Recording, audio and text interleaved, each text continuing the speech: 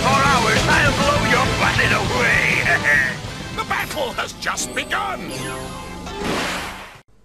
Hey, this is the RobotnikIsSexy show, and it's that time again. It's time for a Wi-Fi battle, and I'm going to bring you that Mega Pert Drizzle team I love so much, even though I know in my heart it's not really the best thing ever. I just really enjoy using it, and Nico here is going to be my opponent.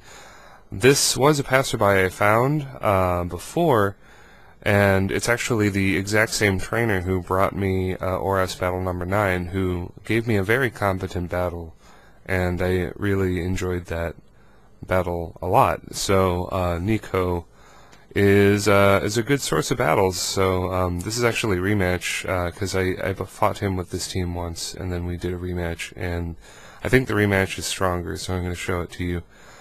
This Drizzle team, it either sweeps or gets swept. Basically, that's like a really blunt way of putting it. Like, yeah, it's not exactly a very safe team. But those teams that are susceptible to water spam, which kind of look like his team, I can kind of deal with it. But yeah, don't really need to analyze much. Let's just get into the battle here. I'm going to fight my clone, who is named Nico, who I fought before. We're doing clone wars all day, every day. I'm going to lead with Polytoad. He's going to lead with Conkeldurr, and he has nicknames on his guys. Any passerby I fight that has nicknames, that's like a solid A+ in my book. Like, if you take the time to make nicknames for your Pokemon, that just shows how much you actually care. So that's just great. So I got Kermit here. Special defensive Smogon bullshit set, which it isn't even, because like Perish Song isn't recommended, but I really like using Perish Song. You're going to see in a second, if you haven't seen already from my Pokemon Showdown video, how essential Perish Song is for a Mega Pert setting up. So he knocks off my Damprock as I force him out with Perish Song, and we're going to double. I go into Noivern, and as he goes into Gyarados, I decide to kind of chance it. As you know, I like to play with my balls, so I'm just gonna like attack and not think about anything, which is something I do like to do. So he's gonna turn Mega, and I'm gonna go Hurricane, and it does a lot of damage. That is a critical hit. So yeah, that's a crit. Like if we were talking old world crits, that guy would be dead. But since this is new world 1.5 bullshitty crits that don't matter, Noivern is dead. Yeah, but it's okay. Like, I have Breloom. This is actually the first battle that shows off Breloom in Wi-Fi, but Breloom is very, very, very, very, very essential for this team. Basically, without Breloom, this team does not fly. Like, it just dies, basically. And that's great. I can take out him with a Mach Punch. That's great. That's fantastic. Now he goes into Clown here. I'm just going to go Spore, and then I'm going to Sword Dance on your sleeping face, and basically win the game. That's pretty much how Life Orb Technician Breloom works. That's why I hated it so much in the black and white metagame. But this is no longer the black and white metagame. This is the X and Y / ORAS metagame. And we have way more powerful Pokemon than little old Breloom here. So Breloom has really dropped on my threats list quite a lot. Yeah, but as I said, he's extremely vital for this team, so I'm just going to be using him right now. Unfortunately, Beta Clown is going to wake up, and I do not get 3 hits of Bullet Seed, but just see, you just saw, like a second ago, how much 2 Bullet Seed hits did. That almost killed him, like, oh man. So it's going to be a double down, because I have a faster form of priority, because I'm a Jolly Breloom, and it doesn't take much to outspeed Conkeldurr anyway, so yeah, it's a double down because of the Life Orb. And I'm just going to go into Kermit again as he goes into his Jiggsby, and from fighting him in ORAS number 9, I already know that he uses Choice Scarf Diggersby, which makes him a Pokemon trainer after my own heart, basically. So I'm just going to let Kermit go down. Debatable play, but I'm kind of cornered here, and Kermit was in low health anyway.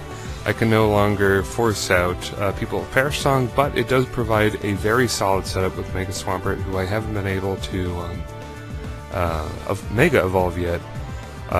And, you know, it's just great. So I'm going to go Waterfall, which is basically like +2, because I have Rain Up. And it's going to do quite a lot to this Klefki. And because I've fought Nico before, and he's a really cool guy, I already knew that this was, like, not a swagger Klefki.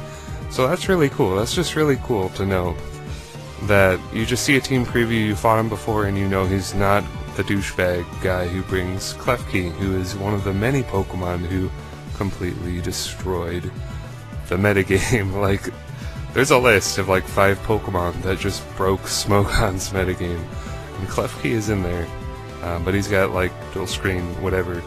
In the first match, he was able to get up his screens a lot, but in this match, I just, you know, something on his team has to take a +2 Mega Swampert, Mega Powered Waterfall, and that's just what it's going to be. And Mega Swampert here, just go for a couple Ice Punches. Not really afraid of Dragonite at all. Like, I have the bulk, man. I'm fine. So I could have stayed in here and attacked again or gone Rain Dance or something, but I decided to switch out into King Dedede. As he goes return. Oh, that's right, I predict the return. I actually predicted this, and I was very proud about it at the time. King Dedede, the Empoleon. Once I get my Dedede amiibo, making it blue, naming it Empoleon, it's going to be like the circle of life as far as video game goes. I think I pretty much have him by the balls here. I'm pretty sure, yeah. Like, I really have him. I have him. Because I think he only has a couple Pokemon left, and I go for a knockoff, and I knock off his leftovers. And so that kind of gives me a lot of information about what kind of Rotom Heat this is. And because I'm special or defensive, I don't really care. Yeah, and I care even less, because if he was holding like a Scarf or Specs, then the Overheat would do more damage, but because he was holding leftovers, that means he's more bulk invested. So my special defensive bulk is going to go and be way more effective fighting this Rotom, who just, I guess he just fodders it here, and that's way cool, bro. So that's just a free Rotom kill right there, which is nice.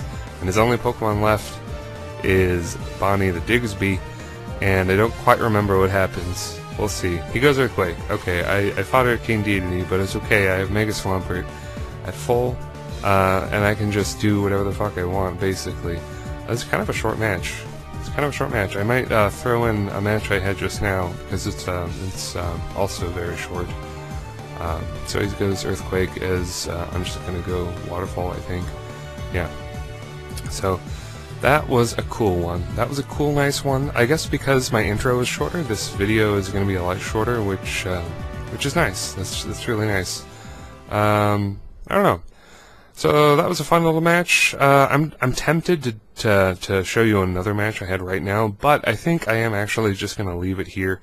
Because with my super long intro and everything, and this outro where I talk to myself for like a minute, it's going to be like, I don't know, 9.5 minutes or some bullshit. So that's a very modestly, nicely sized video. So yeah, that's the battle. I had a fun time. I thought it was good. Breloom was very, very powerful. All my Pokemon did their job. I don't think I used Sylveon though. So, I don't know. If you enjoyed the video, comment, like, subscribe. Yeah, if you want to see more Wi-Fi from me, say so in the comments or something. I don't fucking know. Anyway, I'm out, YouTube. I'll see you.